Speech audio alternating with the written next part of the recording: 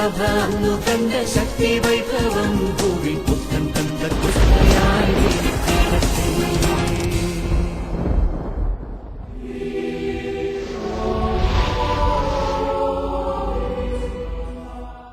എനിക്ക് ഏറ്റവും വാത്സല്യമുള്ള സഹോദരങ്ങളെ, പുതിയ പെന്തക്കോസ്ത എന്ന ഈ ശുശ്രൂഷയിലൂടെ ഈ ശ്ലൈഹിക ആശീർവാദം നിങ്ങൾക്ക് നൽകുന്നതിന് എനിക്ക് അതിയായ സന്തോഷവും ആനന്ദവുമുണ്ട്. ഈ ശ്ലൈഹിക ആശീർവാദം ഇന്ന് നിങ്ങൾക്ക് നൽകുമ്പോൾ ഉൽപ്പത്തിയുടെ പുസ്തകത്തിലെ ഒരു വചനം നിങ്ങളെ ശ്രദ്ധയിൽപ്പെടുത്താൻ എനിക്ക് ആഗ്രഹമുണ്ട്. 11-ാമത്തെ അധ്യായം, തിരുവചനങ്ങൾ 1 തുടങ്ങി 10 വരെ. ആദ്യ മനുഷ്യര് ഷീനാർ എന്ന് പറയുന്ന സ്ഥലത്തെത്തിയപ്പോൾ അവിടുത്തെ മണ്ണ് പശയുള്ളതായിരുന്നു. അത് വെള്ളം ചേർത്ത് കട്ട പിടിച്ചാലേ ആ കട്ട ഉറപ്പുള്ളതായിട്ട് അവർ കണ്ടു. അതുകൊണ്ട് ആ കല്ലുകൾ ഉപയോഗിച്ച് അവർ വലിയ ഒരു ഗോപുരം പണിതു. ആ ഗോപുരത്തിനെ ഉൽപ്പത്തിയുടെ പുസ്തകവും വിശേഷിപ്പിക്കുന്നത് ആകാശം മുട്ട ഉയരുന്ന ഗോപുരം. അവരൊരു പട്ടണവും തീർത്തു. എന്തിനാണ് ഈ ഗോപുരവും പട്ടണവും അവർ തീർത്തേ? വിശുദ്ധ വചനം പറയുന്നു, തങ്ങളുടെ പ്രശസ്തി നിലനിർത്താൻ. ദൈവമായ കർത്താവ് അത് കണ്ട് മനുഷ്യന്റെ അഹന്തയിലെ, മനുഷ്യന്റെ ധാർഷ്ട്യത്തിലെ ഏറെ കോപാക്രാന്തനായി. ദൈവം അത് കല്ലിന്മേൽ കല്ല് ശേഷിക്കാതെ തകർത്ത് തരിപ്പണമാക്കി. അവർ ആ പട്ടണവും ഗോപുരവും ഉപേക്ഷിച്ച് ആ നാട് വിട്ടു. വേദഗ്രന്ഥം പറയുന്നു, ഈ ഗോപുരവും ഈ പട്ടണവും മനുഷ്യൻ ചെയ്യാൻ ആഗ്രഹിക്കുന്ന തിന്മകളുടെ ആരംഭമായിരുന്നു. ദൈവത്തെ മാറ്റി നിർത്തിക്കൊണ്ട് മനുഷ്യൻ അനുഭവിക്കുന്ന എല്ലാ സൗകര്യങ്ങളും അത് മനുഷ്യന്റെ ജീവിതത്തിലെ തിന്മകളുടെ ആരംഭമാണ്. അത് മനുഷ്യന്റെ നാശത്തിലേക്ക് കാരണമാകും. ഞാൻ നിങ്ങൾക്ക് വേണ്ടി പ്രാർത്ഥിക്കുന്നു. കർത്താവ് നിങ്ങൾക്ക് നൽകുന്ന കരുതല്, നിങ്ങൾക്ക് നൽകുന്ന കരുത്ത്, സൗന്ദര്യമാകാം, സമ്പത്താകാം, ശക്തിയാകാം, സൗകര്യങ്ങളാകാം, നിങ്ങളുടെ വിദ്യാഭ്യാസമാകാം, നിങ്ങളുടെ സ്ഥാവര ജംഗമ സ്വത്തുക്കളാകാം, നിങ്ങളുടെ സമ്പത്തുകളാകാം, അതെല്ലാം ദൈവത്തിന്റെ മഹത്വത്തിന് മാത്രം കാരണമാകുന്ന വിധത്തിലെ പ്രയോജനപ്പെടുത്താൻ ദൈവം നിങ്ങളെ സ്പർശിക്കട്ടെ. പൗരോഹിത്യത്തിന്റെ വലിയ കൃപയിലെ ദൈവം വരമേൽപ്പിച്ചിരിക്കുന്ന വരദാനങ്ങളുടെ ശുശ്രൂഷകൻ എന്ന നിലയിലെ കർത്താവിന്റെ നാമത്തിലെ ഞാൻ നിങ്ങളെ ആശീർവദിക്കുന്നു. കർത്താവിന്റെ കൃപയും പിതാവിന്റെ സ്നേഹവും പരിശുദ്ധാത്മാവിന്റെ സംസർഗവും നിങ്ങളോടും നിങ്ങളുടെ കുടുംബങ്ങളോടും നിങ്ങളുടെ സർവ്വ ആവശ്യങ്ങളോടും ഉണ്ടാകുമാറാകട്ടെ, ഇപ്പോഴും എപ്പോഴും എന്നേക്കും. ആമേൻ.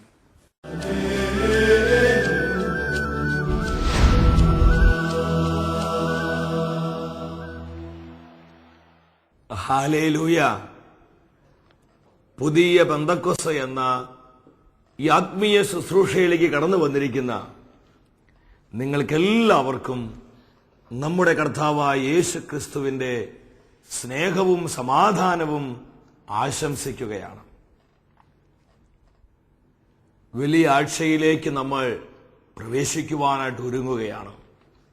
51-ാം സങ്കീർത്തനം 7-ാം തിരുവചനത്തിൽ ഇപ്രകാരം ദൈവത്തിന്റെ വചനം പ്രഖ്യാപിക്കുകയാണ്: ഹിസോപ്പ് കൊണ്ട് എന്നെ പൗത്രീകരിക്കണമേ, ഞാൻ നിർമ്മലനാകും. എന്നെ കഴുകണമേ, ഞാൻ മഞ്ഞിനേക്കാൾ വെണ്മയുള്ളവനാകും. വിശുദ്ധീകരണത്തിനു വേണ്ടിയുള്ള പ്രാർത്ഥനയാണ്. ഇരുകരങ്ങളും കർത്താവിന്റെ മുൻപിൽ യാചനാപൂർവ്വം നമുക്ക് തുറന്നു പിടിക്കാം. ഈ ഒരു ആഗ്രഹത്തോടെ പ്രാർത്ഥിക്കണം. കർത്താവെ, എന്നെ വിശുദ്ധീകരിക്കണമേ. എന്നെ മാത്രമല്ല, എന്റെ കുടുംബത്തെ വിശുദ്ധീകരിക്കണമേ, എന്റെ ബന്ധങ്ങളെ വിശുദ്ധീകരിക്കണമേ. ഓരോ ദൈവ പൈതലും ആഗ്രഹത്തോടെ പ്രാർത്ഥിക്കുക. അനുതാപ ഹൃദയത്തോടെ നമ്മൾ ഒരുമിച്ച് ചേർന്ന് പാടി പ്രാർത്ഥിക്കുന്നു. കരുണാമയ കർത്താവിന്റെ കരുണ ഞങ്ങളുടെ മേൽ പകരണമേ. കരുണാമയ കനിയേണമേ, ദൈവപിതാവേ കനിയേണമേ. കരുണയ്ക്ക് വേണ്ടി കരുണയ നിലവിളിച്ച് പ്രാർത്ഥിക്കും മക്കളെ. പെരുമഴ പോലെ കർത്താവിന്റെ കരുണ നമ്മുടെ കുടുംബങ്ങളിൽ പെയ്തിറങ്ങട്ടെ. കരുണാമയ കനിയേണമേ, ദൈവപിതാവേ കരുണയായിരിക്കണമേ. സകല പാപങ്ങളെ കരുണയായിരിക്കണമേ, വിശുദ്ധീകരണത്തിന് വേണ്ടി ഞങ്ങളിൽ കരുണയായിരിക്കണമേ. നുറുകിയ ഹൃദയത്തോടെ കരങ്ങൾ വിരിച്ചു പിടിച്ച് നമ്മുടെ കുടുംബങ്ങൾ വിശുദ്ധീകരിക്കപ്പെടുവാൻ, നമ്മുടെ തലമുറകൾ വിശുദ്ധീകരിക്കപ്പെടുവാൻ നിലവിളിച്ച് ഹൃദയ നുറുക്കത്തോടെ എല്ലാ മക്കളും അവന്റെ മുൻപിൽ പൊട്ടിക്കരഞ്ഞു പാടും. ഈശോയുടെ അതിദാരുണമാ പീഡാസഹനങ്ങളെയോർത്തെന്നും പിതാവേ ഞങ്ങളുടെ മേൽ, ലോകം മുഴുവന്റെ മേൽ കരുണയുണ്ടാകേണമേ. അതരം തുറന്നു പാടുന്നു. കരുണ കരുണ കരുണ വർഷിക്കണമേ.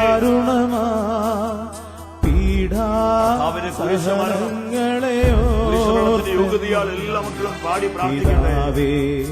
ഞങ്ങളുടെ നമ്മളെ വിശുദ്ധീകരിക്കുന്ന ദൈവം, നമ്മളെ പൗത്രീകരിക്കുന്ന പരിശുദ്ധാത്മാവ് നമ്മുടെ മധ്യേ പ്രവർത്തിച്ചുകൊണ്ടിരിക്കുകയാണ്.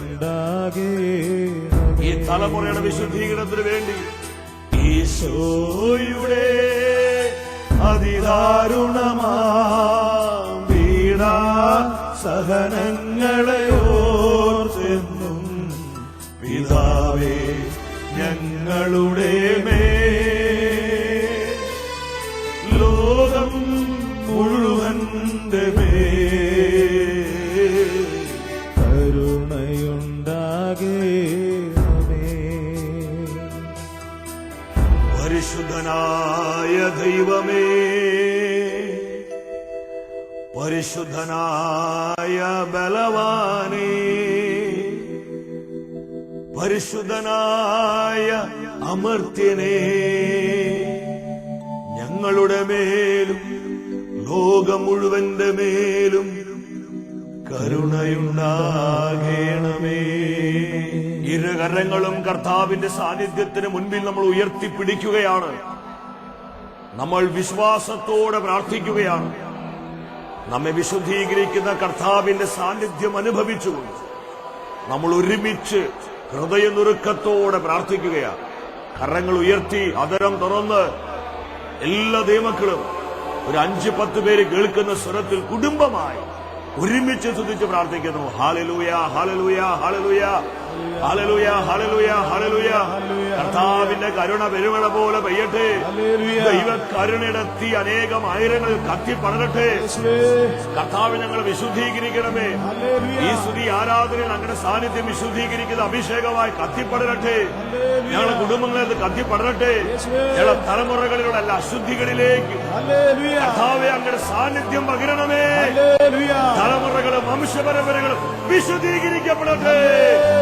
ഹല്ലേലൂയ ഹല്ലേലൂയ ഹല്ലേലൂയ ഹല്ലേലൂയ. ഒരിക്കൽ കൂടെ ഇരുകരങ്ങളും ഉയർത്തി അഭിഷേകം നിറവിൽ യേശുവിനെ വിളിക്കുന്നു. യേശുവേ, കരം നീട്ടണമേ, കരം നീട്ടണമേ, കരം നീട്ടണമേ. ഹല്ലേലൂയ ഹല്ലേലൂയ ഹല്ലേലൂയ ഹല്ലേലൂയ ഹല്ലേലൂയ. ഞങ്ങളെ കഴുകി പവിത്രീകരിക്കണമേ. കർത്താവേ, അവിടുത്തെ രാജ്യത്തിന്റെ വളർച്ചയ്ക്കായി, അവിടുത്തെ സഭയുടെ നന്മയ്ക്കായി ഞങ്ങൾ അഭിഷേകം ചെയ്യണമേ, അഭിഷേകം ചെയ്യണമേ, അഭിഷേകം ചെയ്യണമേ. പരിശുദ്ധ അമ്മേ, ഞങ്ങളുടെ അമ്മേ, സകല വിശുദ്ധരെ ഞങ്ങൾക്ക് വേണ്ടി പ്രാർത്ഥിക്കണമേ. ആമേൻ. ഹല്ലേലൂയ. പ്രിയ ദൈവമക്കളെ, ഇന്നേ ദിവസം ദൈവവചനത്തിലൂടെ പരിശുദ്ധാത്മാവ് നമ്മളെ പഠിപ്പിക്കുന്നത് വിശുദ്ധീകരിക്കുന്ന കർത്താവിനെ കുറിച്ചാണ്. കർത്താവ് ആഗ്രഹിക്കുന്ന അളവിൽ നമ്മുടെ ജീവിതങ്ങൾ വിശുദ്ധീകരിക്കപ്പെടുവാൻ ഇന്നത്തെ ശുശ്രൂഷ വഴി ദൈവത്തിന്റെ ആത്മാവ് അതിയായി ആഗ്രഹിക്കുകയാണ്. ലേവ്യ പുസ്തകം 20-ാം അധ്യായം 8-ാമത്തെ തിരുവചനം. എന്റെ പ്രമാണങ്ങൾ പാലിക്കുകയും അവയനുസരിച്ച് പ്രവർത്തിക്കുകയും ചെയ്യുവിൻ, എന്തെന്നാൽ ഞാനാണ് നിങ്ങളെ വിശുദ്ധീകരിക്കുന്ന കർത്താവ്. അപ്പൊ നമ്മുടെ കർത്താവിന്റെ വലിയൊരു സ്വഭാവമാണ് മക്കളായ നമ്മെ അവൻ വിശുദ്ധീകരിക്കുന്നവനാണ്. വീണ്ടും പൗലോസ് അപ്പോസ്തലൻ തെസ്സലോനിക്ക സഭയ്ക്ക് എഴുതിയ 1-ാമത്തെ ലേഖനം 4-ാം അധ്യായം 3-ാം വചനത്തിൽ അവിടെ വചനം വീണ്ടും വെളിപ്പെടുത്തുന്നു, നിങ്ങളുടെ വിശുദ്ധീകരണമാണ് ദൈവം അഭിലഷിക്കുന്നത്. ദൈവം നമ്മളിൽ നിന്ന് എന്താ ആഗ്രഹിക്കുന്നത്? നമ്മുടെ സ്തുതിപ്പാണോ? നമ്മുടെ കയ്യടിയാണോ? നമ്മുടെ സ്തോത്രക്കാഴ്ചയാണോ? നമ്മൾ നൽകുന്ന ദശാംശമാണോ? ഇതെല്ലാം കർത്താവ് ആഗ്രഹിക്കുന്നുണ്ട്. എന്നാൽ അതിനേക്കാളെല്ലാം ഉപരിയായി ദൈവവചനം നമ്മോട് വെളിപ്പെടുത്തുകയാണ് നമ്മുടെ ഓരോരുത്തരുടെയും വിശുദ്ധീകരണം, നമ്മുടെ കുടുംബങ്ങളുടെ വിശുദ്ധീകരണം, നമ്മുടെ കൂട്ടായ്മകളുടെ വിശുദ്ധീകരണം, നമ്മുടെ തലമുറകളുടെ വിശുദ്ധീകരണം കർത്താവ് അതിയായി ആഗ്രഹിക്കുന്നു. വിശുദ്ധീകരിക്കപ്പെട്ട ഒരു ജീവിതത്തിന് മാത്രമാണ് കർത്താവിന്റെ സാന്നിധ്യം അനുഭവിക്കാൻ കഴിയുകയുള്ളൂ. പുറപ്പാടിന്റെ പുസ്തകം 12-ാം അധ്യായം 8-ാം വചനത്തിലോട്ട് വരുമ്പോൾ അവിടെ വളരെ വ്യക്തമായി കർത്താവ് നമ്മളെ പഠിപ്പിക്കുക, നമ്മൾ എങ്ങനെയാണ് പെസഹ ആചരിക്കേണ്ടത്, പെസഹ ഭക്ഷിക്കേണ്ടത്. ഇന്ന് അനേകം ദൈവമക്കൾ പറയാറുണ്ട്, ഞങ്ങൾ ഒരുപാട് വിശുദ്ധ കുർബാനയിൽ പങ്കെടുക്കുന്നുണ്ട്, പക്ഷേ വിശുദ്ധ കുർബാന ഞങ്ങൾക്കൊരു അനുഭവമാകുന്നില്ല, ദൈവവചന ശുശ്രൂഷ ഞങ്ങൾക്കൊരു അനുഭവമാകുന്നില്ല, പ്രൈസ് ആൻഡ് വർഷിപ്പ് സ്തുതി ആരാധനയിൽ ഞങ്ങൾക്കൊരു അനുഭവം കിട്ടുന്നില്ല. അതിനൊരു പ്രധാന കാരണം നമ്മുടെ ജീവിതങ്ങൾ വിശുദ്ധീകരിക്കപ്പെടാത്തത് കൊണ്ടാണ്. നമുക്ക് വചനത്തിലോട്ട് വരാം. അവർ അതിന്റെ മാംസം തീയിൽ ചുട്ട് പുളിപ്പില്ലാത്ത അപ്പവും കയ്പുള്ള ഇലകളും കൂട്ടി ഭക്ഷിക്കണം. എങ്ങനെയാ പെസഹ ഭക്ഷിക്കാൻ കർത്താവ് തന്റെ ജനത്തോട് ആവശ്യപ്പെട്ടത്? പുളിപ്പില്ലാത്ത അപ്പവും കയ്പുള്ള ഇലകളും കൂട്ടി പെസഹ ഭക്ഷിക്കണം. പുളിപ്പില്ലാത്ത അപ്പം. എന്താണ് ഈ പുളിപ്പ്? ദൈവവചനം നമ്മൾ പരിശോധിക്കുമ്പോൾ നമുക്ക് വ്യക്തമായി കാണാൻ പറ്റും. പുളിപ്പ് എന്ന് പറയുന്നത് പാപമാണ്, അശുദ്ധിയാണ്.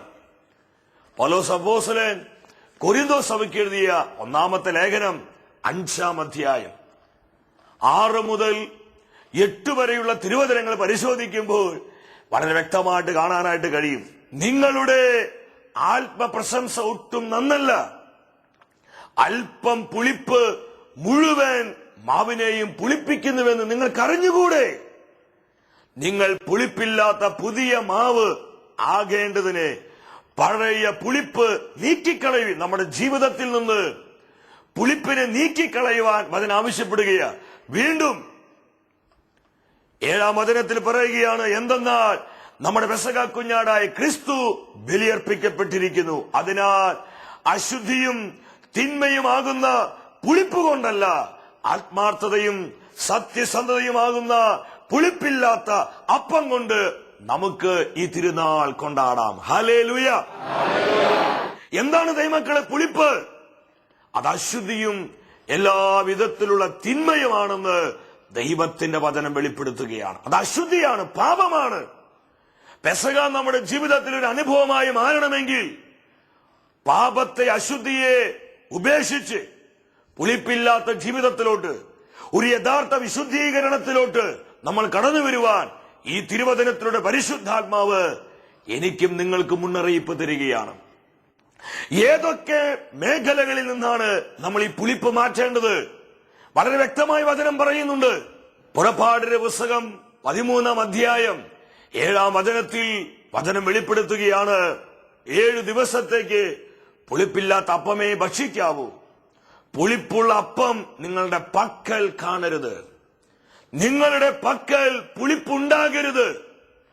ഏതൊക്കെ മേഖലകളിൽ നിന്ന് നമ്മൾ ഈ പുളിപ്പ് മാറ്റേണ്ടത്, പാപം ഉപേക്ഷിക്കേണ്ടത്?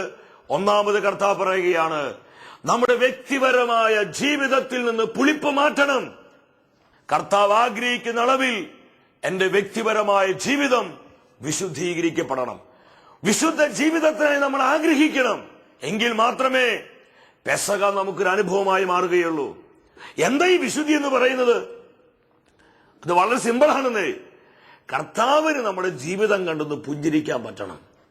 നമ്മുടെ ജീവിതത്തിലേക്ക് കർത്താവ് എത്തി നോക്കുമ്പോൾ നമ്മുടെ ജീവിതം കണ്ട് കർത്താവിനെ ആനന്ദിക്കാൻ പറ്റണം. അതാണ് വിശുദ്ധി. ഇന്ന് എന്റെ ജീവിതം കാണുമ്പോൾ എന്റെ കർത്താവിന് സന്തോഷിക്കാൻ പറ്റുന്നുണ്ടോ? നമുക്കറിയാം, ദൈവപിതാവ് തന്റെ ഏകപുത്രനായ യേശു ക്രിസ്തുവിന്റെ ജീവിതത്തിലേക്ക് എത്തി നോക്കി. ദൈവപിതാവ് വിളിച്ചു പറഞ്ഞു, ഇവൻ എന്റെ പ്രിയപുത്രൻ, ഇവന് ഞാൻ പ്രസാദിച്ചിരിക്കുന്നു. വീണ്ടും താബോർ മലയിൽ യേശു രൂപാന്തരപ്പെടുന്ന സമയത്ത് വീണ്ടും ദൈവപിതാവ് യേശുവിന്റെ ജീവിതം കണ്ടുകൊണ്ട് പറഞ്ഞു, ഇവൻ എന്റെ പ്രിയപുത്രനാണ്, ഇവന് ഞാൻ പ്രസാദിച്ചിരിക്കുന്നു. പ്രിയ ദൈവമക്കളെ, നമ്മുടെ ജീവിതം കണ്ടുകൊണ്ട്, ഇന്ന് എന്റെ വ്യക്തിപരമായ ജീവിതം കണ്ട് എന്റെ കർത്താവിന് വിളിച്ചു പറയാൻ പറ്റുമോ, ഞാൻ നിന്നിൽ പ്രസാദിച്ചിരിക്കുന്നു? ദൈവത്തിന് പ്രസാദകരമായ ജീവിതമാണ് യഥാർത്ഥ വിശുദ്ധ ജീവിതം. ഹല്ലേലൂയ. ഈ വചനം ആവശ്യപ്പെടണം. ഇന്ന് കർത്താവിന് ഹിതകരമല്ലാത്ത, കർത്താവിന്റെ പരിശുദ്ധിക്ക് നിരക്കാത്ത തിന്മയുടെ ആധിപത്യങ്ങള് നമ്മുടെ ജീവിതത്തെ പൊതിഞ്ഞിട്ടുണ്ട്. ഈ നോമ്പുകാലത്ത് കർത്താവിന്റെ വചനത്തിന്റെ മുൻപിലിരുന്ന് നമ്മൾ യഥാർത്ഥത്തിൽ പരിശോധിക്കണം. ഇന്ന് എന്റെ ജീവിതത്തിൽ എന്തൊക്കെ പുളിപ്പുകളാണ് എന്നെ സ്വാധീനിച്ചിരിക്കുന്നത്? ഈ പുളിപ്പാണല്ലോ എനിക്ക് എന്റെ കർത്താവിന് അനുഭവിക്കാൻ കഴിയാതെ പോകുന്നത്. പ്രിയ ദൈവത്തിന്റെ പൈതലേ, ഇത് നിനക്കുള്ള കർത്താവിന്റെ സ്വരമാണ്. നമ്മെ തന്നെ വിശുദ്ധീകരിക്കുവാൻ നാം കർത്താവിനെ അനുവദിക്കണം. രണ്ടാമത്തെ തലം, നാം എവിടുന്നാണ് പുളിപ്പ് മാറ്റേണ്ടത്? പുറപ്പാടിന്റെ പുസ്തകം 12-ാം അധ്യായം 15-ാമത്തെ തിരുവചനം. 1-ാം ദിവസം തന്നെ നിങ്ങളുടെ വീടുകളിൽ നിന്ന് പുളിമാവ് നീക്കിക്കളയണം. നിങ്ങളുടെ ഭവനങ്ങളിൽ പുളിപ്പുണ്ടാകരുത്. നമ്മുടെ കുടുംബങ്ങൾ വിശുദ്ധീകരിക്കപ്പെടണം. കുടുംബ ബന്ധങ്ങൾ, നമ്മുടെ തലമുറകൾ വിശുദ്ധീകരിക്കപ്പെടണം. ഞാൻ സ്നേഹത്തോടെ ചോദിക്കട്ടെ, ഇന്ന് നമ്മുടെ കുടുംബങ്ങൾ വിശുദ്ധീകരണത്തിന് അനുഭവത്തിലാണോ? നമ്മുടെ കുടുംബങ്ങളെ നോക്കിക്കൊണ്ട് കർത്താവിനെ സന്തോഷിക്കാൻ കഴിയുമോ? ഇന്ന് നമ്മുടെ കുടുംബങ്ങളിൽ എന്തൊക്കെ തിന്മകളാ ഉള്ളത്! കർത്താവ് ആഗ്രഹിക്കാത്ത മദ്യക്കുപ്പികള്, ബ്ലൂ ഫിലിമിന്റെ സീഡികള്, വൃത്തികെട്ട പുസ്തകങ്ങള്, അശുദ്ധ ബന്ധങ്ങള്, വഴിവിട്ട ലൈംഗികതകള്, പലപ്പോഴും നമ്മുടെ കിടപ്പറകൾ വരെ, വിവാഹം മാന്യമായി കരുതാൻ വചനം പറയാ, കിടപ്പറകളിൽ വരെ പിശാച് നുഴഞ്ഞു കയറി തിന്മയുടെയും അശുദ്ധിയുടെയും വിത്തുകൾ വിതച്ചുകൊണ്ടിരിക്കുക. ദൈവം ആഗ്രഹിക്കാത്ത വിധത്തിലുള്ള അശുദ്ധമായ ബന്ധങ്ങളിലോട്ട് ഇന്ന് നമ്മുടെ കുടുംബങ്ങളും ബന്ധങ്ങളും ഒരുപാട് പോയി കഴിഞ്ഞു. എന്നാൽ വചനം വെളിപ്പെടുത്തുകയാണ്, നിന്റെ കുടുംബത്തിൽ പുളിപ്പുണ്ടാകരുത്. നമ്മുടെ കുടുംബങ്ങളിലേക്ക് കർത്താവ് ഇറങ്ങി വരണോ? നമ്മുടെ കുടുംബങ്ങളിലേക്ക് കർത്താവിന്റെ അനുഗ്രഹം ഒഴുകപ്പെടണോ? വചനം പറയുന്നു, നിന്റെ കുടുംബത്തിൽ നിന്ന് പുളിപ്പ് എടുത്തു മാറ്റ്. ഇല്ലാതെ ദൈവമക്കളെ, നമ്മൾ എന്തോരം പ്രാർത്ഥിച്ചാലും കുടം കമത്തി വെച്ച് അതിന് മുകളിൽ വെള്ളമൊഴിക്കുന്ന പോലെയായിരിക്കും. കുടുംബങ്ങളിൽ കർത്താവിന്റെ മഹത്വം ഇറങ്ങുകയില്ല. ഇത് ദൈവത്തിന്റെ മാറ്റമില്ലാത്ത തിരുവെഴുത്താണ്. ഞാനിത് പറയുമ്പോൾ ഒരു സംഭവം ഓർക്കുക. ഒരു ഭാര്യയും ഭർത്താവും അവർ പ്രാർത്ഥിക്കാൻ വന്നു. 7 ധ്യാനം കൂടിയവരാണെന്ന് എന്നോട് അവർ പറഞ്ഞത്. അവരെന്നോട് പറഞ്ഞു, സഹോദര, ഞങ്ങൾക്ക് പ്രാർത്ഥിക്കുമ്പോൾ അനുഭവം കിട്ടുന്നില്ല. ഞാൻ ചോദിച്ചു, നിങ്ങൾ എവിടെ ഇരുന്നാ പ്രാർത്ഥിക്കണേ? ആ ദമ്പതികൾ എന്നോട് പറഞ്ഞു, ഞങ്ങളുടെ വീട്ടിലിരുന്നാ പ്രാർത്ഥിക്കുന്നത്, ഞങ്ങളുടെ ബെഡ്റൂമിലിരുന്നാ പ്രാർത്ഥിക്കുന്നത്. ഒരു നിമിഷം ആ ദമ്പതികൾക്ക് വേണ്ടി പ്രാർത്ഥിച്ചപ്പോൾ വളരെ വ്യക്തമായ കർത്താവ് ഒരു സന്ദേശം തന്നു. ഞാൻ അവരോട് ചോദിച്ചു, നിങ്ങളുടെ ബെഡിന്റെ അടിയിൽ എന്താണ് ഇരിക്കുന്നത്? നിങ്ങൾ ഇരുന്ന് പ്രാർത്ഥിക്കുന്ന ബെഡിന്റെ അടിയിൽ എന്താണ് ഇരിക്കുന്നത്? ഉടനെ ഭാര്യ ഭർത്താവ് അങ്ങോട്ടും ഇങ്ങോട്ടും മുഖത്തോട് മുഖം നോക്കാൻ തുടങ്ങി. ഭർത്താവ് പറഞ്ഞു, നീ പറ. ഭാര്യ പറഞ്ഞു, ചേട്ടായി പറ. വീണ്ടും ഭർത്താവ് പറഞ്ഞു, നീ പറ. ഭാര്യ പറഞ്ഞു, അല്ല, ചേട്ടായി പറ. ഇവർ അങ്ങോട്ടും ഇങ്ങോട്ടും പറ എന്ന് പറഞ്ഞിരിക്കുക. ഞാൻ പറഞ്ഞു, ഏതെങ്കിലും ഒരാൾ പറയാൻ പറഞ്ഞു. ഉടനെ സഹോദരി പറഞ്ഞു, ഞാനല്ല, ചേട്ടായി പറഞ്ഞിട്ടാ. കുറ്റം ഭർത്താവിന് തലയിലോട്ട് ഇട്ടുകൊടുത്തു. ഞാനൊരു കാര്യം സ്നേഹത്തോടെ പറയട്ടെ, പാപം ചെയ്യാൻ ആര് നമ്മോട് ആവശ്യപ്പെട്ടാലും അതനുസരിക്കേണ്ട ആവശ്യമില്ല. ഈ സഹോദരി ഭർത്താവ് പറഞ്ഞിട്ടാന്ന് പറഞ്ഞ് ആ കുറ്റം ഭർത്താവിന്റെ തലയിലോട്ട് ഇട്ടുകൊടുത്തു. സംഗതി മറ്റൊന്നുമല്ല, ഒരു ബ്ലൂ ഫിലിമിന്റെ സീഡിയാണ്. ഒരു ഭാര്യയും ഭർത്താവും ഈ ബ്ലൂ ഫിലിമിന്റെ സീഡി ഇട്ട് അതിൽ കാണുന്ന വൃത്തികേടുകൾ, അശ്ലീലതകളും കണ്ട് രസിച്ച് ഉല്ലസിച്ച് അതിനുശേഷം കൈകൾ കോർത്ത് പ്രാർത്ഥിക്കുക. വളരെ വ്യക്തമായി വചനം പറയുകയാണ്, വിവാഹം മാന്യമായി കരുതണം, നിങ്ങളുടെ മണവറ മലിനമാകാതെ നിങ്ങൾ സൂക്ഷിക്കണം. മൂന്നാമത് വചനം പറയുകയാണ്, നമ്മൾ എവിടെ നിന്നാണ് പുളിപ്പ് മാറ്റേണ്ടത്? പുറപ്പാടിന്റെ പുസ്തകം 13-ാം അധ്യായം 7-ാമത്തെ തിരുവചനം, നിങ്ങളുടെ നാട്ടിലെങ്ങും പുളിപ്പുണ്ടാകരുത്. നമ്മൾ ഇടപെടുന്ന മണ്ഡലങ്ങള്, നമ്മൾ നിൽക്കുന്ന സാഹചര്യങ്ങള്, ഇതെല്ലാം കർത്താവിനാൽ വിശുദ്ധീകരിക്കപ്പെടണം. നമുക്ക് ആരെയും ഹൈഡ് ചെയ്യാം. പ്രിയ സഹോദര, നിനക്ക് നിന്റെ ഭാര്യയെ മറയ്ക്കാം. സഹോദരി, നിനക്ക് നിന്റെ ഭർത്താവിനെ മറയ്ക്കാം. എന്റെ പ്രിയപ്പെട്ടവരെ ഹൈഡ് ചെയ്യാം. എന്നാൽ 1000 സൂര്യനേക്കാൾ തേജസ്സുള്ള കണ്ണുകളുള്ള സാക്ഷാൽ ദൈവപുത്രനായ യേശു ക്രിസ്തുവിന്റെ കണ്ണുകളെ മറയ്ക്കുവാൻ നമുക്ക് സാധ്യമല്ല. പൂർണ്ണമായി എളിമപ്പെട്. ഒരു വിശുദ്ധീകരണത്തിന് വേണ്ടി ആഗ്രഹിക്കേ. പൗലോസിന്റെ വാക്കുകൾ ഒരിക്കൽ കൂടെ ഞാൻ ഓർമ്മിപ്പിക്കുകയാണ്, നിങ്ങളുടെ വിശുദ്ധീകരണമാണ് ദൈവം അഭിലഷിക്കുന്നത്. ഈ വചനത്തിൽ പൂർണ്ണമായിട്ട് വിശ്വസിക്കാം. നമ്മുടെ ജീവിതങ്ങളെ, കുടുംബങ്ങളെ, തലമുറകളെ, കൂട്ടായ്മയെ, നമ്മൾ ഇടപെടുന്ന എല്ലാ മണ്ഡലങ്ങളെയും കർത്താവിന് സമർപ്പിക്കാം. എല്ലാവർക്കും ഓശാനയുടെയും പെസഹയുടെയും കർത്താവിന്റെ ഉത്ഥാനത്തിന്റെയും തിരുനാൾ മുൻകൂട്ടി തന്നെ ആശംസിക്കുകയാണ്. ദൈവം നമ്മെല്ലാവരെയും സമൃദ്ധമായി അനുഗ്രഹിക്കട്ടെ.